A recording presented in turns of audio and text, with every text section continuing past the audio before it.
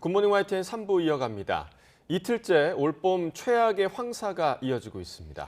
황사는 내일 오전까지 기승을 부리겠고 내일 오후부터 모레 사이 비가 내리면서 해소될 전망입니다. 자세한 미세먼지 상황 알아보겠습니다. 홍나실 캐스터. 네, 기상센터입니다. 네, 지금도 대부분 지역에 미세먼지 경보가 내려져 있다고요?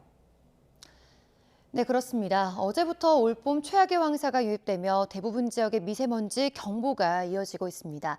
현재 먼지 농도는 어제보다 낮지만 여전히 평소보다는 7배가량 높은 200 마이크로그램 안팎을 나타내고 있는데요.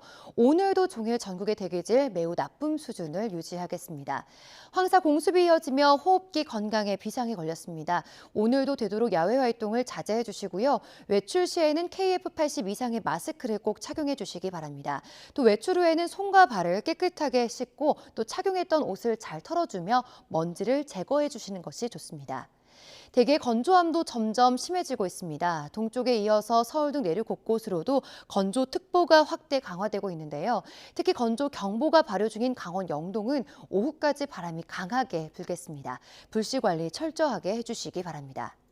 현재 기온 살펴보면 서울 5.2도, 광주는 5.7도로 예년 기온을 1에서 5도가량 밑돌고 있습니다. 한낮에는 서울이 20도, 대전 23도, 대구는 24도까지 오르면서 따뜻하겠지만 일교차가 15도 안팎으로 무척 크겠습니다. 내일 오전 제주도를 시작으로 오후에는 남부지방에 밤부터 토요일 모레 사이에는 전국에 비 소식이 있습니다. 이 비로 황사는 점차 해소되겠습니다. 날씨였습니다. 미국의 지난달 소비자 물가가 전년 동월보다 5% 상승하며 약 2년 만에 최저 수준으로 완화됐습니다. 이로 인해 미국 연방준비제도가 다음 달 초 기준금리를 인상한 뒤 이후 인상을 동결할 수 있는 여지가 생겼다는 분석이 나오고 있습니다. 보도에 김상우 기자입니다. 미국 노동부가 발표한 지난달인 3월 소비자 물가지수 CPI를 보면 전년 동월보다 5% 올랐습니다. 이는 시장 예상치보다 낮은 것으로 지난 2월의 6%보다 오름폭을 줄여 지난 2021년 5월 이후 거의 2년 만에 가장 적게 상승한 것입니다. 1년 전에 비해 5% 하락한 휘발유 가격이 물가 상승을 둔화시키는 주요 요인이 된 것으로 분석됩니다.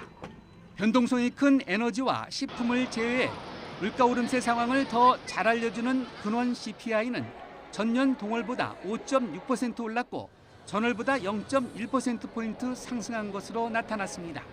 소비자 물가로 볼 때 미국의 물가 상승 인플레이션은 1981년 11월 이후 최고인 지난해 6월 9.1%까지 치솟은 뒤 7월부터 내림세로 돌아서 9개월째 둔화하는 모습입니다. 미국의 중앙은행인 연방준비제도 즉 연준의 인플레이션 잡기 총력전의 성과가 나타나고 있는 겁니다. 연준은 지난 1년간 무려 9차례 기준금리를 인상해서 모두 4.75%포인트나 올렸습니다. What we're seeing is the markets are stabilizing from there, but waiting to see what the next steps are with the Fed. 연준의 물가 목표는 2%, 물가 상승세가 일단 둔화한 것으로 확인되면서 이번 지표가 다음 달 초 예정된 연준의 연방공개시장위원회의 기준금리 결정에 미칠 영향이 주목됩니다. 앞서 연방공개시장위원회는 지난 3월 회의에서 기준금리를 0.25%포인트 인상하는 이른바 베이비 스텝을 했는데 다음 달에도 베이비 스텝을 하고 이후 금리 인상 동결에 무게가 실리는 분위기라고 외신들은 전했습니다. YTN 김상우입니다. 미국 정부가 전기차 보급을 강제하기 위한 수단으로 차량 배출가스 기준을 획기적으로 높이는 방안을 발표했습니다. 미국 환경보호청은 2032년식 승용차의 이산화탄소 배출 허용량을 1마일당 82g으로 설정해 2026년식과 대비해 56% 줄이도록 하는 등의 차량 배출 기준 강화안을 공개했습니다. 강화된 기준을 맞추려면 내연기관차 기술 개선으로는 한계가 있어 전기차 판매 비중을 대폭 늘릴 수밖에 없으며 미 환경보호청은 전기차가 2032년식 승용차의 67%를 차지할 것으로 전망했습니다. 미국 언론은 지난해 미국에서 전기차 판매율이 5.8%에 불과했다는 점을 들어 이번 방안이 파격적인 것으로 평가하고 있습니다. 우리 정부가 우크라이나 지원으로 포탄 재고가 부족한 미국에 대여 방식으로 포탄 수십만 발을 제공하는 방안을 협의 중인 것으로 알려졌습니다. 미국의 요청을 받아들이면서도 도감청 문건에 등장한 우크라이나에 대한 살상무기 우회 지원 논란을 잠재우기 위한 조치란 해석이 나옵니다. 임성재 기자가 보도합니다. 우크라이나 전장에서 사용되는 견인 곡사포 M777입니다. 지난해 미국은 우크라이나에 이 곡사포에 탑재되는 155mm 포탄 100만 발을 지원한 것으로 알려졌습니다. 이런 가운데 우리나라가 미국의 같은 크기의 포탄 33만에서 50만 발가량을 대여하는 계약을 체결한 것으로 전해졌습니다. 미국의 도감청 문건에 한국에서 생산한 155mm 포탄 33만 발을 폴란드에 수출하는 내용이 등장해 우크라이나 우회 지원 논란이 일었는데 이와는 다소 다른 내용입니다. 특히 소모품인 포탄을 판매가 아닌 대여 방식으로 제공하기로 한 건 미국의 요청을 수용하면서도 우회 지원 논란을 최소화하기 위한 것이 아니냐는 해석이 나옵니다. 다시 갚아야 되는 것이다. 되돌려줘야 되는 것이다. 그렇기 때문에 궁극적으로는 지원한 것이 아니다. 라는 것으로 연결이 되는 것이죠. 미국으로서도 그 활용이나 이런 부분에 있어서 제약이 있을 수밖에 없는 거라는 거죠. 대여부는 우크라이나 지원으로 부족해진 미군 비축분 등으로 채워질 가능성이 큰 것으로 알려졌습니다. 국방부와 외교부는 우크라이나에 대해 비살상 물자만 지원한다는 기존의 입장과 변화가 없다면서도 구체적인 협의 내용은 확인해 줄 수 없다고 밝혔습니다. 우크라이나와 관련돼서 저희 국방부의 기존 입장이 현재까지 변화된 것은 없습니다. 그렇게 이해해 주시면 좋겠습니다. 앞서 우리 정부는 지난해 미국의 155mm 포탄 10만 발을 수출할 때도 최종 사용자를 미국으로 한다는 단서 조항을 달았습니다. YTN 임성재입니다. 마테우시 모라비에츠키 폴란드 총리는 한국산 포탄을 우크라이나에 지원하는 문제와 관련해 미국이 개입해야 한다고 주장했습니다. 미국을 방문 중인 폴란드 총리는 뉴욕타임스와 인터뷰에서 우크라이나가 절실하게 필요한 탄약을 더 공급하기 위해서는 한국의 포탄 재고를 활용하는 것이 중요하다고 밝혔습니다. 특히 한국은 무기 탄약 인도와 관련해 러시아와 중국 반응을 두려워하고 있다며 바이든 대통령이 한국에 일종의 안전 보장을 하고 개입하지 않으면 우크라이나에 대한 포탄 지원은 일어나지 않을 것이라고 말했습니다. 미국 정보기관의 한국 정부에 대한 도감청 의혹을 놓고 여야가 국회 외교통일위원회에서 격돌했습니다. 야당은 정부의 안일한 대응을 질타했고 여당은 사실 확인도 되지 않았는데 야당이 문제를 키우고 있다고 맞받았습니다. 엄윤주 기자의 보도입니다. 국회 외교통일위원회에 출석한 박진 외교부 장관을 상대로 민주당은 미국의 도감청 의혹에 대한 정부 대응을 따져 물었습니다. 정말 이 중대한 사건이 그리고 사고가 터지고 있는데 한미 정상회담은 시작도 하지 않았고 아직 미국 가지도 않았는데 지금 코뼈가 부러졌어요. 미국이 아기를 가지고 도감청한 정황은 없다는 김태효 안보실 1차장의 발언도 도마 위에 올랐습니다. 이 문제에 대한 정부의 초기 접근 태도는 대단히 굴욕적이고 대단히 무마하고 있는 방식으로 가고 있다는 점에서 저는 경고하지 않을 수 없다고 보고요. 민주당은 대책 없이 용산으로 대통령실을 옮긴 것 아니냐고 지적했고 국민의힘은 야당이 확인되지 않은 문제를 확대 재생산하고 있다고 반박했습니다. 일각에서는 대통령 집무실 바로 옆에 미군 기지가 있다는 이 지리적 측면을 자꾸 주장하고 있습니다. 결국은 외국 정부, 기관, 시설에 대한 불필요한 혐오를 조장시키는 이런 주장이 아닙니까? 다만 외통위원장을 지낸 윤상현 의원은 다른 여당 의원들과 달리 도청 의혹의 심각성을 지적했습니다. 진짜 중요한 거는 뭐냐? 이 문건이 왜곡이 됐냐, 왜곡이 되지 않았냐가 아니라 불법 감청을 했느냐 안 했느냐가 중요한 거 아닙니까? 국제관계, 영원한 적국, 오방국 없습니다. 박진 장관은 미국이 한국 정부와 긴밀하게 소통하면서 전적으로 협력하겠다는 의사를 전해왔다며 정부 대응을 믿어달라고 당부했습니다. 한미 간의 대등한 동맹으로서 논의하지 못할 것은 없습니다. 한미 간에 강력한 신뢰가 있기 때문에 결과에 따라서 합당한 조치를 취할 필요가 있다. 질의에 앞서 도청 문건에 언급된 당사자인 이문희 전 국가안보실 외교비서관 출석 여부를 놓고 여야 간 공방이 벌어지기도 했습니다. 네, 결국은 상임위가 열리는 오늘 오후에 반차를 썼습니다. 현안의 중대한 주요 증인을 누군가가 빼돌린 것 아니냐라는 정말 민망한 얘기를 하기도 합니다. 의혹만 가지고 문제를 확대 재생하겠다. 지금 이렇게 하면서 관계자의 출석을 오늘 당장 요구를 하고 있습니다. 도감청 의혹 관련해 명확한 사실관계가 드러나기까지 적잖은 시간이 걸릴 것으로 보인다는 점에서 정치권 파장도 쉽게 가라앉지는 않을 전망입니다. YTN 엄윤주입니다. 재작년 더불어민주당 전당대회 과정에서 불법 자금이 전달됐다는 의혹과 관련해 검찰이 강제 수사에 나섰습니다. 서울중앙지검 반부패 수사 2부는 어제 정당법과 정치자금법 위반 혐의를 받는 윤관석 민주당 의원의 국회 사무실과 자택 등의 수사팀을 보내 압수수색 영장을 집행했습니다. 검찰은 또 같은 당 이성만 의원의 인천 지역구 사무실과 자택, 한국감사협회장인 강내구 수자원공사 상임감사위원과 민주당 관계자들의 자택과 사무실 등 모두 20여 곳을 압수수색했습니다. 검찰은 압수수색 영장에 강 회장이 대전 지역 사업가들로부터 수천만 원을 마련한 뒤 전당대회 직전 이정근 전 민주당 사무부총장과 윤 의원을 통해 의원들에게 돈을 전달하거나 직접 나눠주기도 했다고 적시한 것으로 전해졌습니다.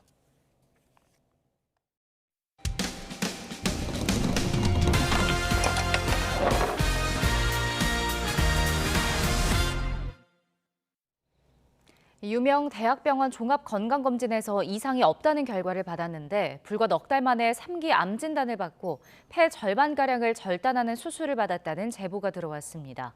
해당 병원 측은 폐암이 원래 발견하기 힘들다는 입장을 내놨는데 YTN 취재진이 문의한 전문의의 소견은 달랐습니다. 제보는 Y 김다연 기자가 보도합니다.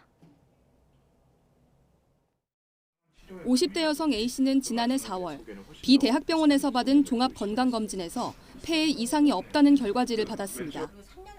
그런데 넉 달 뒤 호흡곤란을 느껴 다시 B병원을 찾았는데 폐암이 의심된다는 소견을 들었습니다.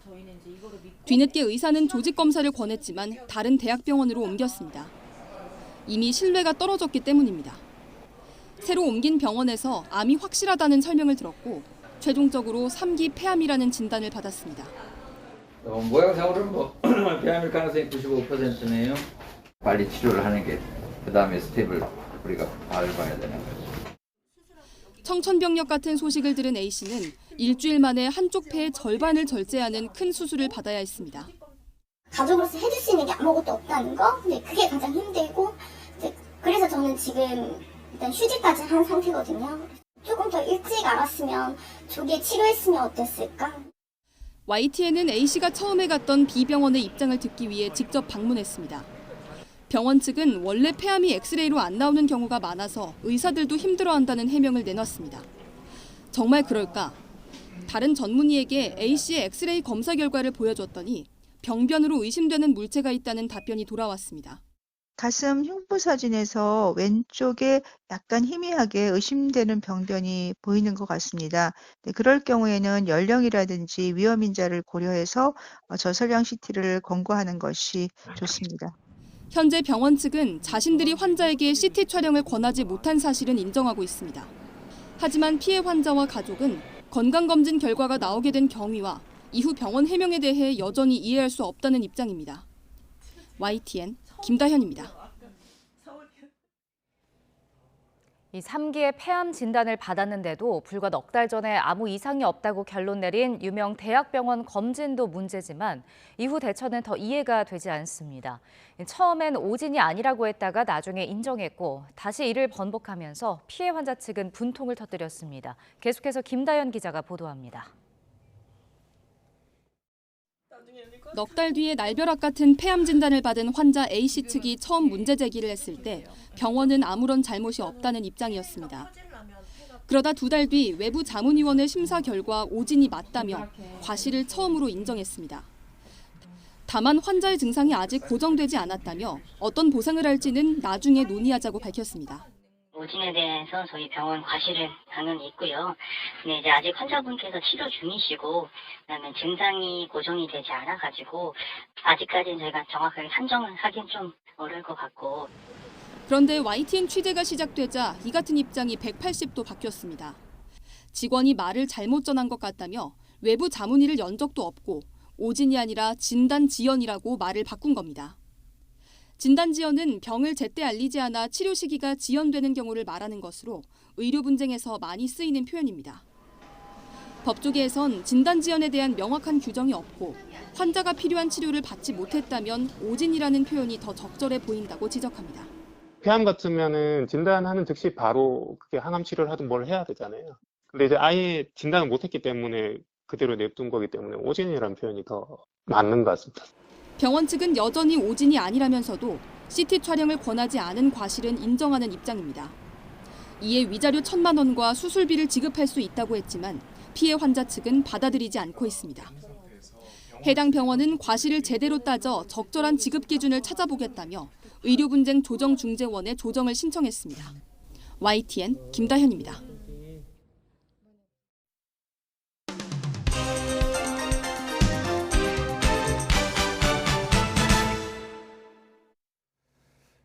(4월 13일) 목요일입니다. 오늘 아침 신문은 어떤 소식 다뤘는지 짚어보겠습니다. 이현웅 아나운서가 정리해왔습니다. 어서 오십시오. 안녕하십니까. 자, 첫 번째 기사부터 보겠습니다. 자, 오늘 역시 또 황사 관련 소식으로 시작을 하는데요. 지금 보니까 사진에 주황색 부분이 있는 것 같고요. 또 빨간색 부분이 있는 것 같습니다. 어떤 걸 좀 의미하죠? 네, 어제 오전 9시 반경 찍힌 위성 사진인데요. 이 주황색은 황사를 의미하고 또 붉은색은 미세먼지가 강한 지역을 나타내고 있습니다. 이렇게 보는 것처럼 우리나라 지역 대부분이 노란 황사로 뒤덮이면서 어제 오후 1시 기준 전국 미세먼지 평균 농도가 277 마이크로그램까지 치솟았습니다. 올해 최고 수준을 기록했고요.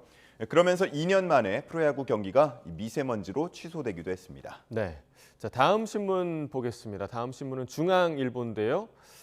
자, 황사 때문에 조금 희미하게 보이는 새 사진이 좀 붙어 있어요. 네, 그렇습니다. 각각 왼쪽부터 서울과 부산 또 제주의 모습입니다. 워낙 뿌옇게 가려져 있기 때문에 이게 어디가 어디인지 구분이 잘 안 될 정도인데요. 자세히 보면 서울은 롯데월드 타워가 보이고요. 부산은 남구의 부두, 또 제주는 국제공항을 찍어둔 사진이란 걸 알 수 있습니다. 자, 지금 사진 위쪽에 보시면 그 농도가 적혀 있습니다. 제주 같은 경우는 무려 지금 828 마이크로그램이 적혀 있네요. 예, 어제 최고 수준을 기준으로 나타낸 거고요. 네. 뭐 역시나 굉장히 답답한 서울의 모습이 실려 있는 다음 경향신문도 보겠습니다. 네, 다음 사진 보시죠. 예. 어제 아마 이런 모습들 운전하시면서 걸어가시면서 많이들 보셨을 겁니다. 맞습니다. 원래 보이던 곳까지 이제는 잘 보이지 않는 네, 그런 네. 모습이었는데 문제는 오늘도 이러한 황사의 영향이 계속된다는 겁니다.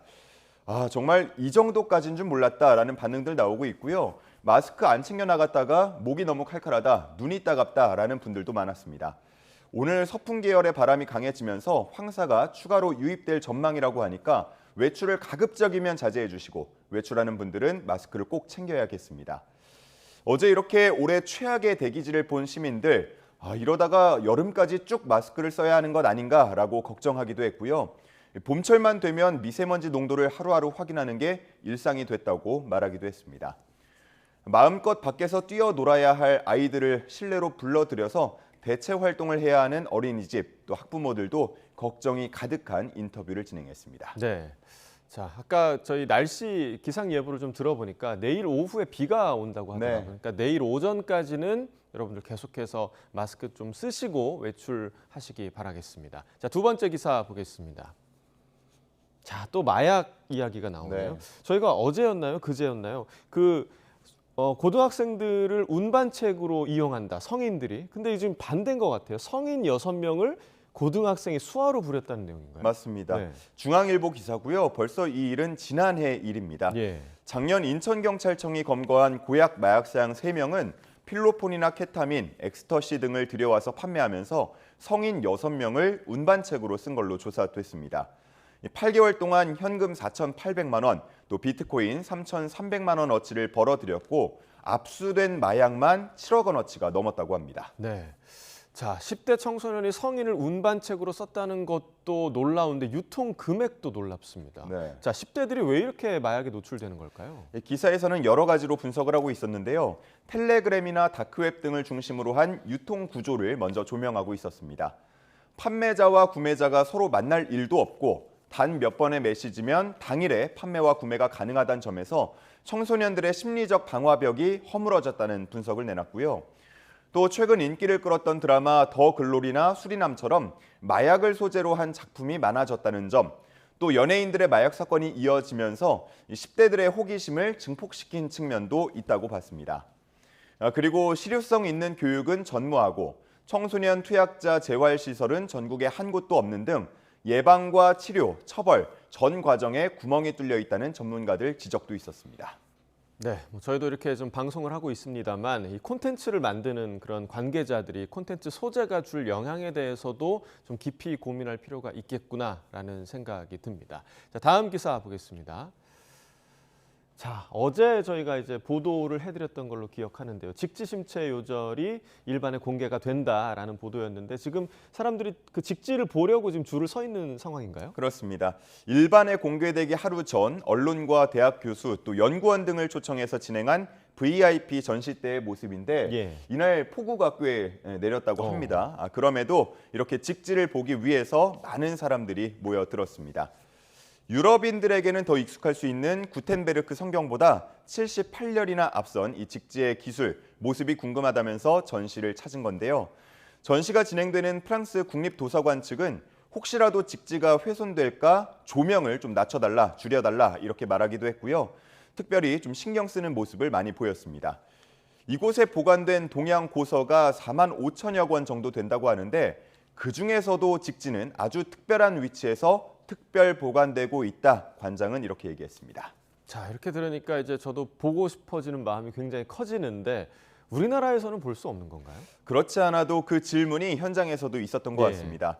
하지만 관장은 현재로서는 말씀드릴 게 없다라면서 즉답을 피했다고 하는데요. 이 직지는 프랑스가 약탈한 문화재가 아니고 조선 말기 주한 대리공사를 지낸 프랑스인이 구매해서 가져간 유물이라는 게 학계의 정설입니다. 따라서 프랑스가 한국의 직지를 돌려줄 가능성은 크지 않다는 전망이 나오고 있고요. 그렇다면 잠시 빌려주고 한국에서 전시만 하는 건 어떨까? 그 역시 가능성은 알 수 없다고 합니다. 프랑스 측은 지난 2018년 이 직지의 국내 첫 전시가 추진될 당시에 한국이 빌려간 다음 소유권을 주장할 걸 우려해서 한시적 압류 면세법을 제정할 걸 요구한 바 있습니다. 하지만 당시 법안이 폐기되면서 앞으로도 협상의 어려움을 계속 겪을 거라는 분석이 나오고 있습니다. 전문가들 사이에서는 법 제정 논의도 중요하겠지만 무엇보다 양국 기관의 우호적 교류가 더 중요하다는 의견이 나오고 있습니다.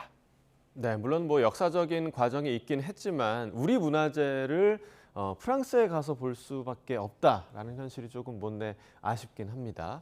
자, 다음 기사 보겠습니다. 네 번째 기사입니다. 자, 다이어트 관련 기사인데요. 뭐 요즘 이제 여름이 곧 다가오면서 살과의 전쟁을 시작한 분들 굉장히 많을 것 같은데 미국에서는 주사를 맞고 다이어트를 한다고요? 맞습니다. 기존의 다이어트라고 한다면 주로 운동과 식단 관리를 통해서 이루어졌습니다.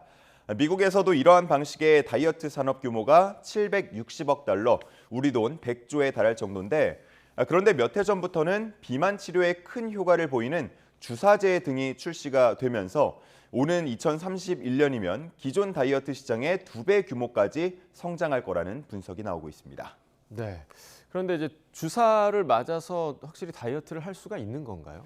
네, 그 부분 많이들 궁금해 하실 텐데 이 약들에 쓰이는 주성분의 본래 목적은 당뇨 치료였다고 합니다. 포만감을 쉽게 느끼도록 해서 배고픔을 덜 느끼게 하는 건데 이런 효과가 체중을 줄게 하는 데에도 도움이 된다고 알려지면서 이렇게 비만약으로 개발이 되고 있습니다. 이런 약들은 미국의 식품의약국 FDA의 승인을 받고 있는데요.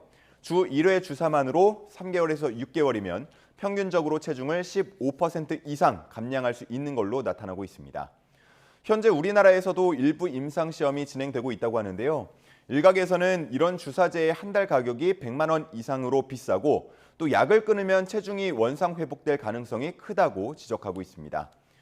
그리고 소화불량, 또 설사, 변비 등의 부작용이 나타날 수도 있다고 하니까요. 나중에 출시가 된다면 꼭 잘 확인하고 투약할 필요가 있겠습니다. 네, 말씀해 주신 대로 여러 부작용이 있을 수는 있지만 그래도 솔깃하는 분들이 네. 굉장히 좀 많으실 것 같고 주사는 좀 부수적인 방법이고 운동을 통해서 하는 게 여러모로 건강에 좋을 것 같습니다. 자, 마지막 기사 보겠습니다. 자, 마지막 기사도 미국 관련 기사인데 뉴욕시가 로봇개를 다시 부른다고요? 어떤 내용이죠? 네, 로봇개는 뭐 지금 사진 잘 보이실지 모르겠지만 네 발로 걷는 그리고 또 사람의 빠른 걸음 정도로 이동하는 로봇입니다. 14kg 정도의 짐을 운반할 수 있고요. 또 카메라와 조명 등으로 정찰이나 감시 역할도 맡습니다. 특수 장비를 갖추게 되면 폭탄 제거, 또 인명 구조 등 현장에도 투입될 수 있는 로봇입니다. 뉴욕시는 이러한 로봇개 2대를 구입해서 지하철역 등 우범 지역에 배치할 계획이라고 밝혔습니다. 네, 뭐 설명해 주신 대로라면 좀 필요할 수도 있는 존재인 것 같은데 도입을 반대하는 측면에서는 어떤 주장을 하고 있나요? 네, 인권을 이유로 반대하고 있습니다. 이런 로봇개가 저소득층 거주 지역을 중심으로 차별적으로 돌아다니고 또 카메라 등을 통해서 사생활을 침해할 수 있다는 주장인데요. 뉴욕시 측은 이 로봇개가 안면인식 기술 등을 사용하지 않을 거라고 밝혔지만 어떤 정보를 수집하고 또 누가 그 정보에 접근할 수 있는지 등 구체적으로 알려진 바가 없기 때문에 인권 침해 우려는 계속 이어지고 있습니다. 뉴욕의 한 시민단체는 로봇개와 관련한 아무런 법조차 없는 상황이다라고 지적하고 있었습니다. 네, 그러니까 로봇개가 이제 거리를 돌아다니는 모습을 볼 날이 이제 머지않아 보이는데 우려되는 부분에 대해서는 충분한 고민이 좀 필요할 것 같습니다. 굿모닝 브리핑 이현웅 아나운서와 함께했습니다. 고맙습니다. 감사합니다.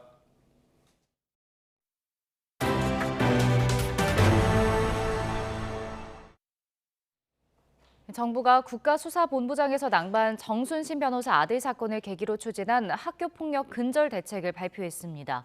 학교생활기록부에 남은 학교폭력 징계 기록을 최대 4년까지 보존하고 조치사항은 대학 입시 정시 전형에도 반영하기로 했습니다. 한덕수 국무총리의 발언을 직접 들어보겠습니다. 가해 학생에 대한 학생부 조치사항 기록 보존 기간을 현행 졸업 후 2년에서 4년으로 연장하겠습니다. 학생부 기재를 피할 의도로 가해 학생이 자퇴하더라도 기록이 남도록 하겠습니다. 학생부 기록을 심의를 거쳐 삭제하는 경우에도 반드시 피해 학생의 동의를 받도록 하겠습니다. 가해 학생에 대한 조치사항은 학생부 중심 대입 전형뿐만 아니라 정시 대입 전형에도 반영하겠습니다. 앞으로는 즉시 분리 기간 연장, 학교장의 긴급 조치 강화, 피해 학생에게 분리 요청권 부여 등으로 2차 가해로부터 피해 학생을 철저히 보호하겠습니다. 교원이 학교 폭력 대응 과정에서 고의 또는 중대한 과실이 없다면 민형사상 책임을 면제하는 제도를 도입하겠습니다. 또한 교원의 정당한 생활 지도에 학생이 불응하거나 방해하는 경우 교육활동 침해 행위로 규정하여 엄정하게 대처하겠습니다. 중국이 타이완 총통과 미 하원의장 회동에 대한 보복을 이어가고 있습니다. 시진핑 주석은 타이완 포위 훈련 직후 미중 갈등 화약고 남중국해 앞에서 실전 훈련을 강화하라고 지시했습니다. 보도에 이종수 기자입니다. 중국 광둥성에 있는 인민해방군 남부전구 해군기관. 시진핑 주석이 지난 8일부터 4월 동안 진행된 타이완 포위 군사훈련을 마친 다음 날 이곳을 찾았습니다. 시 주석은 미중 화약고 남중국해를 관할하는 이 해군기관을 방문해 실전 대비 강화를 주문했습니다. 실전 능력 제고와 신형 작전 수단 개발, 여기에 새 군사장비의 실전 능력 확보를 가속하라고 지시했습니다. 차이잉원 타이완 총통과 케빈 메카시 미국 하원의장의 회동에 대한 보복을 앞장서 직접 이끄는 모습을 보인 겁니다.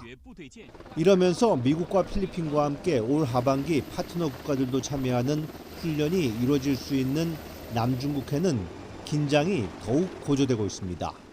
And we discussed plans to conduct combined maritime activities with like-minded partners in the South China Sea later this year as we work to enhance our collective deterrence.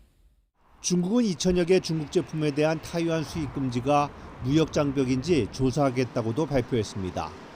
오는 10월 12일까지 마칠 예정이지만 내년 1월까지 연장도 가능하다고 설명했는데 또 하나의 보복 조치일 가능성이 있어 주목됩니다.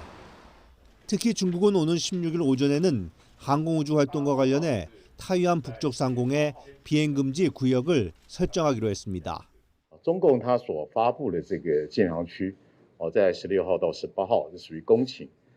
중국은 이런 비행금지 구역 설정을 당초 16일부터 4월 동안 하려다 비행정보구역 교란용이란 지적 속에 타이완 항의로 16일 오전 27분 동안만 하기로 축소했습니다. YTN 이종수입니다. 산업통상자원부가 오늘 2차 산업공급망 점검 실무회의를 열고 중국의 히토 영구자석 기술 수출 금지 조치 등 중국 관련 공급망 현안을 점검하고 대응 방안을 모색했습니다. 지난 연말 중국이 친환경차의 핵심 부품인 영구자석 제조 기술 수출 금지를 발표하면서 친환경차 전환을 본격화한 업계에선 우려의 목소리를 내고 있습니다. 이에 따라 네오디뮴과 사마륨 코발트 등 비철금속 영구자석 제조 기술의 해외 이전과 유출이 금지되고 중국 영구자석 제조 기업의 신규 해외 생산 거점 구축이 불가능해집니다.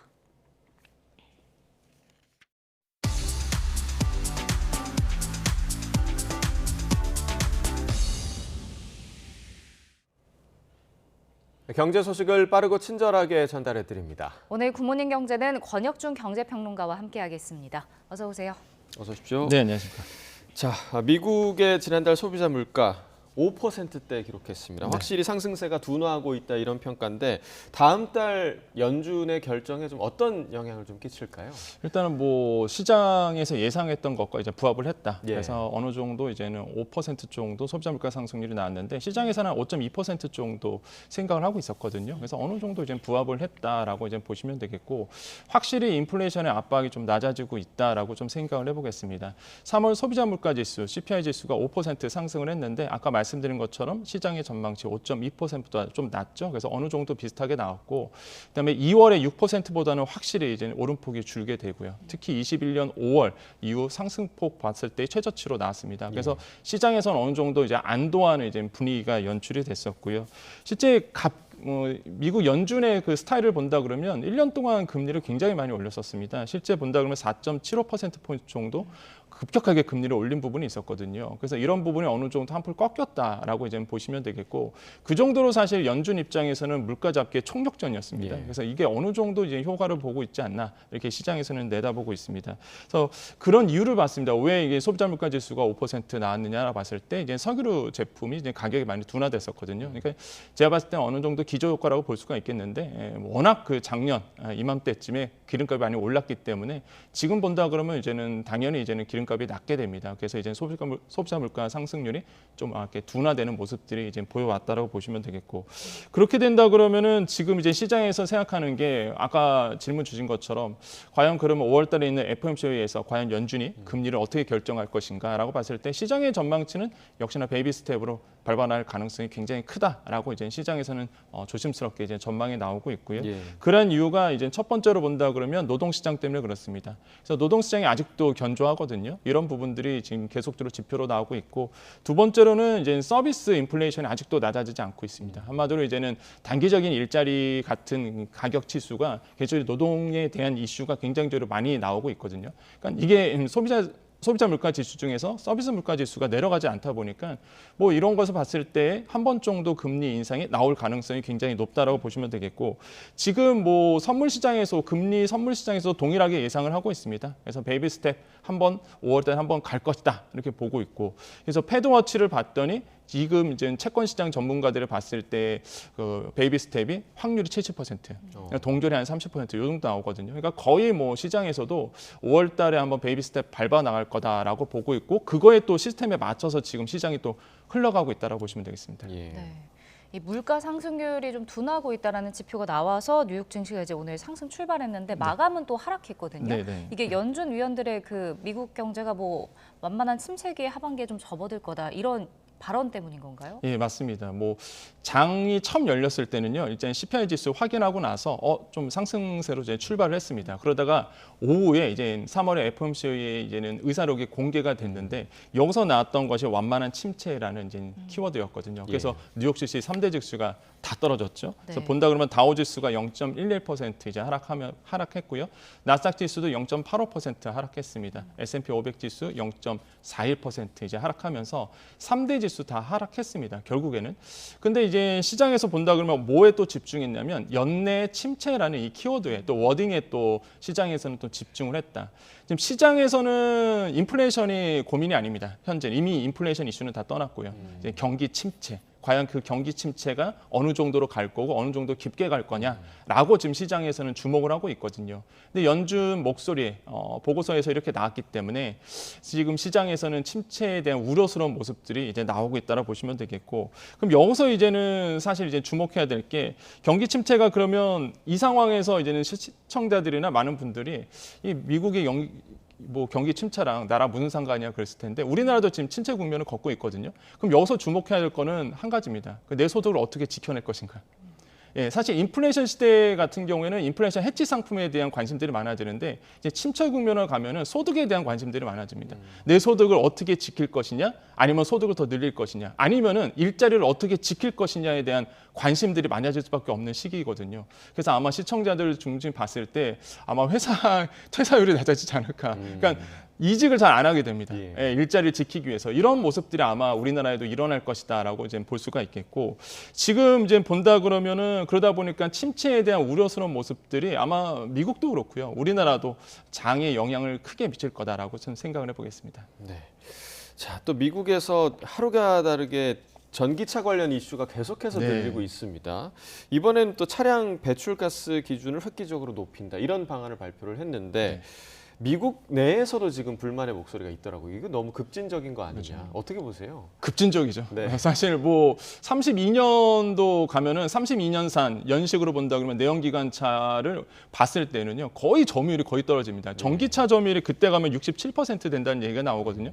그럼 뭐 내연기관 입장에서는 너무 이제는 사실 가혹하다, 이런 얘기가 목소리가 나올 수밖에 없는데, 일단은 넛지 효과라고 좀 생각을 해봅니다. 그러니까 전기차의 판매 대수를 늘리기 위해서 내연기관차의 규제를 이제 강화시키는 거거든요. 그럼 일종의 이제는 쿡 찌르기, 그러니까 넛지 효과라고 볼 수가 있겠고요.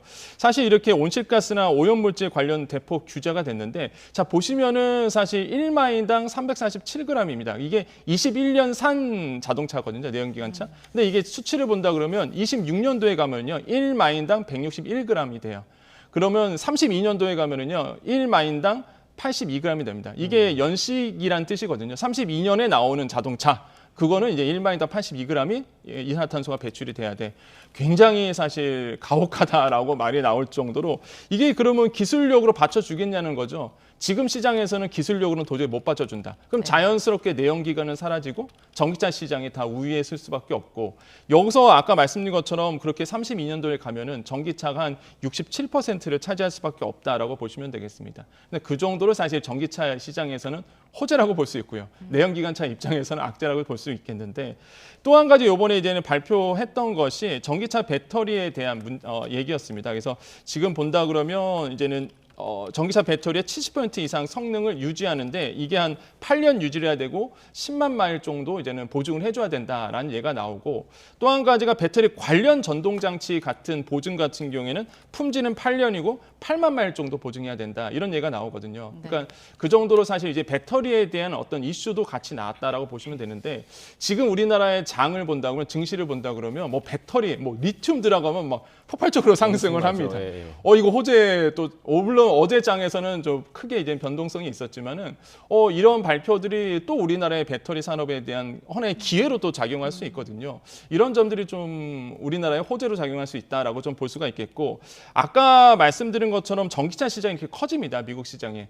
뭐 이미 이슈는 아시겠지만 현대자동차가 사실 우리나라에서 무역수지 흑자 1위를 기록했거든요.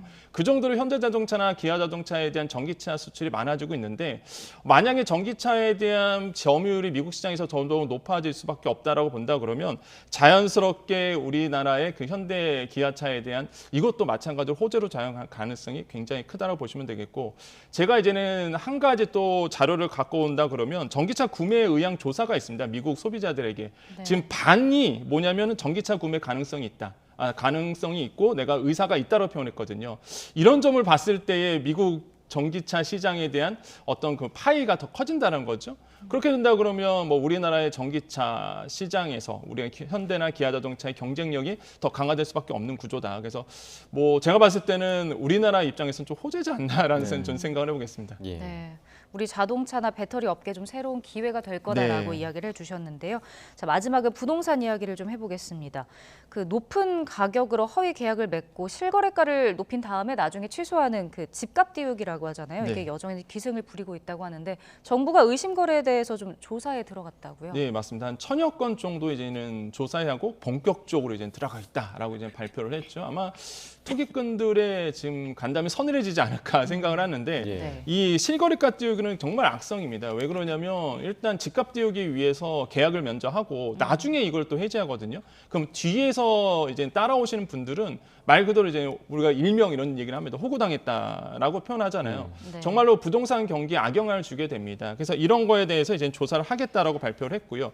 지금 차트 보시면 6개월 후에 신고가 해제 거래 비중을 본다 그러면 21년도 1분기 같은 경우는 1.7%였습니다. 요거 본다 그러면 2023년도 1분기에는 44% 정도 거래 비중이, 그러니까 해제 거래 비중이 늘어났거든요.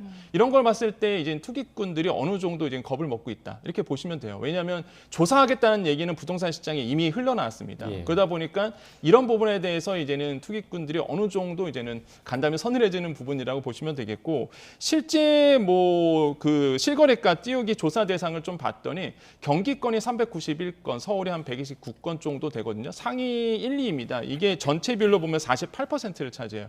그러니까 서울과 경기권에서 이렇게 해제 비율이 높았다는 거죠. 한마디로 고가 띄우고 빠지고 이런 형태가 굉장히 많았다는 얘기이기 때문에 아마 이 부분에 대해서 어느 정도 수사를 하게 되면은 어느 정도 과시적인 성과가 좀 나올 거라고 좀 보일 수가 있겠고, 특히 서울 아파트의 직거래가 좀 비중을 또 같이 봤는데요. 여기서 본다 그러면은 이제 4분기 2022년 4분기에는 32% 정도가 이제 직거래였습니다. 그러다가 23년도 1분기에 7.8%로 급감하거든요. 그 이유가 아까도 말씀드렸지만 부동산 시장에서 어떤 소문이 있었냐면 정부가 이제 이거 직접 조사한다. 왜냐하면 직거래라는 거는 상식 이하의 또 정말 상식적으로 이해할 수 없는 고가라든지 저가 거래가 굉장히 많이 됩니다. 이게 중개사를 끼지 않다 보니까.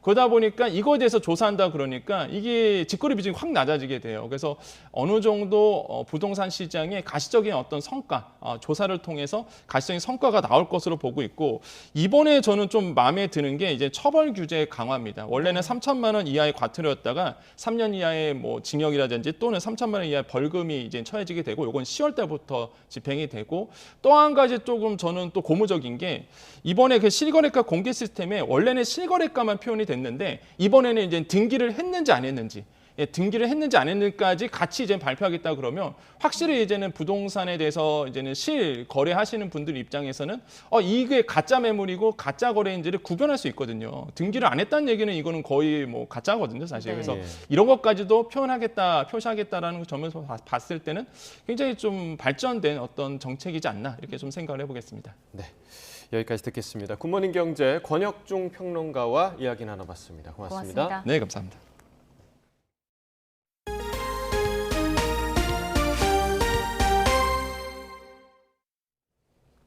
네, 방금 들어온 소식 전해드립니다. 합동참모본부의 발표가 있었는데요. 북한이 탄도미사일을 동해상으로 발사했다라는 소식이 들어와 있습니다. 군 당국은 현재 미사일의 기종, 또 비행 거리 등 자세한 재원을 현재 분석하고 있습니다. 네, 앞서 북한은 남북 공동연락사무소와 군 통신성 정기 통화에 엿새째 응답을 하지 않고 있는 상태인데요. 권영세 통일부 장관이 성명을 통해서 지난 7일부터 남북 정기 통화에 무응답으로 일관하고 있는 이 북한의 일방적이고 무책임한 태도에 강한 유감을 표명한다고 밝혔지만 북한이 여전히 반응을 보이지 않고 있는 상태입니다. 이런 가운데 오늘 탄도미사일을 발사하는 무력 시위에 다시 한번 북한이 나선 것으로 보입니다. 네, 자세한 소식은 들어오는 대로 다시 정리해서 전해드리겠습니다. 네, 국회가 오늘 오후 본회의를 여는 가운데 야당이 표결을 추진하는 양곡관리법 등 쟁점 법안이 다뤄질 수 있을지 주목됩니다. 국회는 오늘 본회의를 열 예정이지만 양곡관리법 개정안과 간호법 제정안, 의료법 개정안 등 쟁점 법안의 처리를 두고 여야 합의가 무산되며 상정 여부가 확정되지 않았습니다. 더불어민주당은 앞서 윤석열 대통령이 거부권을 행사한 양곡관리법을 오늘 다시 의결하겠다는 방침이지만 국민의힘은 정략적 의도라며 상정 자체를 반대하고 있습니다. 국민의힘 소속 중진 의원들이 어제 김기현 대표를 만나 쓴소리를 쏟아냈습니다. 설화와 분란이 이어지자 읍참마속도 주저하지 말라고 주문했는데 총선을 1년 앞두고 불거진 위기론과 무관치 않아 보입니다. 김경수 기자가 보도합니다. 국민의힘 4선 이상 의원들과 김기현 대표, 최고위원 등 당 지도부가 한자리에 모였습니다. 중진들로부터 조언을 듣겠다며 마련한 자리였는데 출범 한 달을 간 넘긴 김기현 체제에 쓴소리가 쏟아졌습니다. 특히 김재원 최고위원 등 연이은 지도부 설화에 김 대표가 단호히 대응하라는 주문이 많았습니다. 우리 집권 여당의 품위에 맞는, 품격에 맞는 저는 언행을 해야 된다고 생각합니다. 이러한 것에 대해서 엄격한 이제는 조치를 취해야 된다. 신상필벌을 분명히 한다. 이건 뭐 지도부로서 당연히 해야 되는 일이고. 만일에 읍참 마속을 해야 되는 일이 발생했다. 이건 주저하면 안 됩니다. 단칼에 해치우지 않으면 앞으로 전진할 수가 없어요. 당이 전광훈 사랑제일교회 목사와 명확하게 선을 그어야 한다는 요구도 거듭 나왔습니다. 당론으로 이 문제는 결정을 해서 빨리 수습을 해야지 이 목사 선화교회 우리 당이 움직여지는 그런 당에 대해서는 안 되겠다는 말씀을 드리고 싶고. 총선을 1년 앞두고 부진한 당 지지율 등 위기감이 묻어난 자리였지만 여기서 나온 발언이 또 다른 갈등의 불씨가 되기도 했습니다. 일부 우리 당 안에서 원외에 계시는 그런 중진 그런 분들이 지금 김기현 대표를 뜬금없이 이거 아무런 구체적인 근거도 없이 흔들고 있습니다. 최근 김기현 대표와 연일 마찰을 빚은 홍준표 대구시장이 자신을 겨냥한 듯한 태영호 최고위원 발언에 불쾌감을 드러낸 겁니다. 홍 시장은 태 최고위원의 제주 4.3 발언 논란을 거론하며 자숙해야 할 당사자가 화살을 어디다 겨누냐고 쏘아붙이기도 했습니다. 어수선한 당내 분위기가 계속되는 가운데 김기현 대표는 전국 시도당 위원장들도 불러 모아 각별히 언행을 조심하라고 당부했습니다. 큰일을 하려고 하면 집안 식구부터 잘 단속해야 된다는 연말이 있습니다만은 당 바깥의 다른 국민들에게나 외부 인사들에게 눈살 찌푸리지 않도록 말 하나 행동 하나 모두 조심해 주시기를 당부드립니다. 김기현 대표는 새 윤리위원장을 내정하며 윤리위 구성에도 속도를 내고 있습니다. 김기현 체제 1호 징계가 곧 현실화할 거란 전망도 나오는데 김 대표가 총선을 앞두고 당내 기강을 확실히 다잡을 수 있을지 관심입니다. YTN 김경수입니다. 더불어민주당은 신임 원내대표 선출 일정을 당초 예상됐던 이번 달 말이 아닌 다음 달 초로 추진한 것으로 파악됐습니다. 권칠승 민주당 수석대변인은 어제 오전 당 확대 간부회의를 마친 뒤 취재진과 만나 원내대표 선거 일정과 관련한 질문에 5월 초에 하는 것으로 가닥을 잡았다고 밝혔습니다. 차기 원내대표의 출사표를 던진 건 민주당 김두관, 박광온, 윤관석, 이원욱, 홍익표 의원 등입니다. 병무청은 산불로 특별재난지역으로 결정된 강원도 강릉시에 거주하는 병역 의무자가 희망할 경우 입영일자 등을 연기할 수 있다고 밝혔습니다. 본인이나 가족이 피해를 입은 병역 의무자 대상으로 병역 입영 판정검사, 현역병 입영, 사회복무요원 병력동원 훈련 소집 통지서를 받은 경우에 해당합니다. 연기 기간은 병역 판정검사나 입영일자로부터 60일 이내이며 신청은 전화나 병무청 누리집 등을 통해 할 수 있습니다. 지난 2일 새벽 대전시 중구와 서구에서 3차례에 걸쳐 연쇄 방화 사건이 일어났습니다. 추가 방화 가능성이 큰 상황이었는데 화재 현장에 출동했던 조사관 눈에 낯익은 용의자의 모습이 들어왔습니다. 그 뒷얘기를 이문석 기자가 전해드립니다. 흰 셔츠를 입은 남자가 지하 환풍시설 옆에 쪼그리고 앉습니다. 라이터로 뭔가에 불을 붙이는 듯합니다. 남자는 화면 밖으로 사라졌고 얼마 지나지 않아 앉아있던 곳에서 연기가 피어오릅니다. 지난 2일 새벽 대전시 서구 방화 현장 CCTV 화면입니다. 다행히 지나던 사람들 신고로 소방차가 출동하면서 불은 10분 만에 진화됐습니다. 화면 속 방화범은 40분 전 다른 곳에서도 비슷한 수법으로 일부러 불을 낸 거로 조사됐습니다. 여기서 그치지 않고 같은 날 새벽 술집 앞에서 다시 세 번째 방화를 저질렀습니다. 하지만 거기까지였습니다. 앞선 방화 사건에도 출동했던 화재조사관이 멀리서 불 끄는 걸 지켜보던 용의자를 발견한 겁니다. 저 용의자를 잡아야 된다는 생각이 먼저 들었고요. 혹시 여기서 이 용의자를 놓쳤을 경우에 그 이후에 또 4차나 5차 화재가 또 발생할 것 같아가지고 결국 방화범은 현장에서 붙잡혀 구속됐습니다. 최근 3년간 전국에서 발생한 방화 범죄는 1,085건. 이로 인해 95명이 사망하는 등 300명 넘는 사상자가 발생했고 재산 피해가 468억 원에 달했습니다. 눈 밝은 화재조사관 덕분에 연쇄 방화 범죄에 마침표가 찍혔고 더 큰 피해를 막을 수 있었습니다. YTN 이문석입니다. 지난해 8월 달로 떠난 한국 최초의 달 궤도선 다누리가 달의 뒷면을 촬영해 보내왔습니다. 지구에서는 절대 볼 수 없는 달의 뒷면이 어떻게 담겼을지 최소라 기자가 전해드립니다. 달 뒷면 남반구에 있는 대형 충돌구 치올콥스키 크레이터입니다. 지름은 180km, 중앙에 3,200m 넘는 높이의 봉우리가 솟아있는 게 특징입니다. 이 사진은 달의 크레이터 안에 봉우리가 형성되는 과정을 이해하는 데 중요한 자료로 활용될 전망입니다. 길이 320km, 폭 8에서 10km에 달하는 슈레딩거 계곡입니다. 달의 힘을 받아 여러 개로 쪼개진 작은 운석들이 줄지어 충돌하면서 생성된 지형입니다. 달 뒤쪽 북반구에 있는 직경 약 23km의 실라르드 M 크레이터입니다. 분화구가 형성된 뒤 테두리 지역에 후속 충격이 가해지면서 모양이 변형된 것으로 추정됩니다.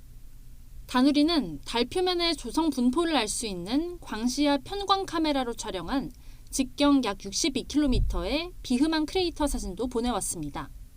파장과 편광 필터 종류에 따라 밝기가 뚜렷하게 달라지는 것이 확인돼 앞으로 달 표면의 입자와 조성 분포 연구에 도움될 것으로 보입니다.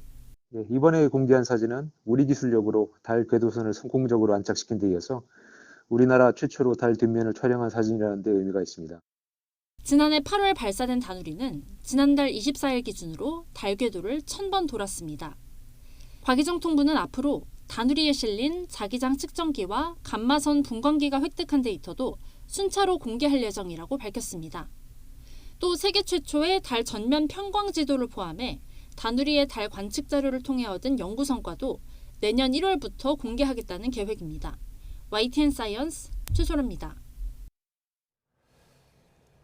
네, 한국 야구의 기대주로 꼽히고 있죠. 프로야구 한화 2년차 투수인 20살 문동주 선수가 국내 투수로는 처음으로 시속 160km의 벽을 넘었습니다. 어제 광주에서 열린 기아와의 원정 경기 1회 말 문동주는 노볼 투스트라이크에서 낮은 강속구로 박찬호를 삼진으로 돌려 세웠습니다. 구장 전광판에는 시속 159km가 찍혔지만 KBO 공식 기록 통계 업체 스포츠2와의 피치 트래킹 시스템으로는 160.1km로 측정됐습니다. 1회 세 타자를 모두 삼진 처리한 문동주는 주 무기인 강속구를 앞세워 6회까지 삼진 6개를 곁들여 3안타 2실점 호투를 펼쳤습니다. 기존의 국내 투수 최고 구속 기록을 보면 은퇴한 최대성이 2012년 9월 7일 한화전에서 던진 158.7km가 최고 구속입니다. 현역 투수 중에서는 키움 안우진이 지난해 9월 30일 SSG를 상대로 뿌린 158.4km가 최고였습니다. LG에서 뛰었던 외국인 투수죠. 레다메스 리즈는 2012년 9월 24일 SK전에서 162.1km를 찍는 등 피치 트래킹 시스템 기준으로 여러 차례 160km 이상을 기록했습니다.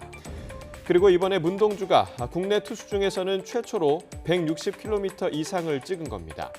지난 3월 WBC에서 세계 야구의 벽을 실감하며 세계 무대에서 통할 만한 강속구 투수에 대한 갈증이 커진 한국 야구가 특급 유망주의 성장세를 주목하고 있습니다. 어제부터 올봄 최악의 황사가 이어지고 있습니다. 오늘도 대기가 정체하며 황사먼지가 그대로 남아있겠는데요. 현재 대부분 지역에 미세먼지 경보가 내려진 가운데 미세먼지 농도가 평소의 7배가량 짙어져 있습니다. 어린이와 노약자, 호흡기 질환자들은 외출을 자제하시는 게 좋겠고요. 나오신다면 미세먼지용 마스크를 착용하셔야겠습니다.